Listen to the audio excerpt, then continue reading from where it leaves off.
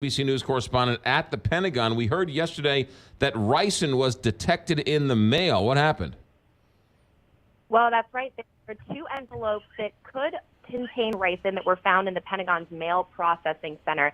And that is the mail center that's just off the main Pentagon building. So it's not attached to the building, but on the same compound here in Arlington, Virginia.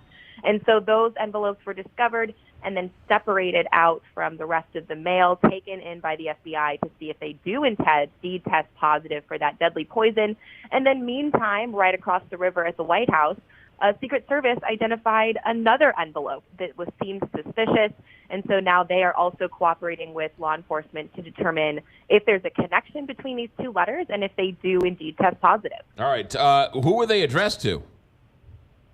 Well, one was addressed to President Trump, the one that went to the White House, and the other one was addressed to Secretary of Defense James Mattis, as well as the Chief of Naval Operations, Admiral John Richardson.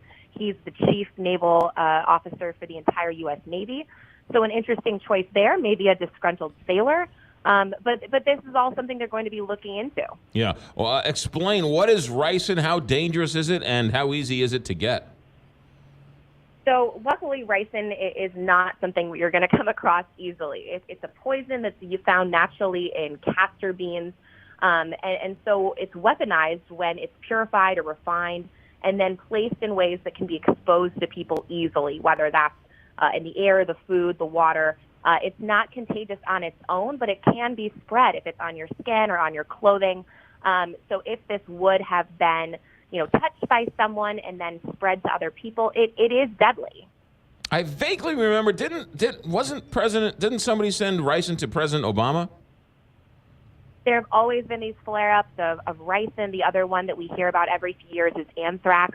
So this is something that does come up, and something that I learned yesterday that was very interesting to me was that the personnel working in the Pentagon's mail processing center wear full hazmat suits every single day when they're sorting through that mail. It's not something that happens just when they identify something that's suspicious, but they are taking that precaution every single day because this is so common that someone will try to slip something through the mail and harm one of the top officials. Do they ever catch any of these people?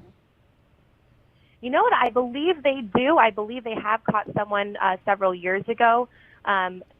Obviously the envelope is very helpful for tracking any type of fingerprints, tracing where that came from, but it will take several days. And the other thing to remember is that there are sometimes false positive field tests. So just because this tested positive for a hazardous substance while it was out at the White House Center or the Pentagon Mail Center doesn't mean it will necessarily come back positive for ricin in the next few days. Elizabeth McLaughlin, ABC News correspondent at the Pentagon. Thanks for checking in.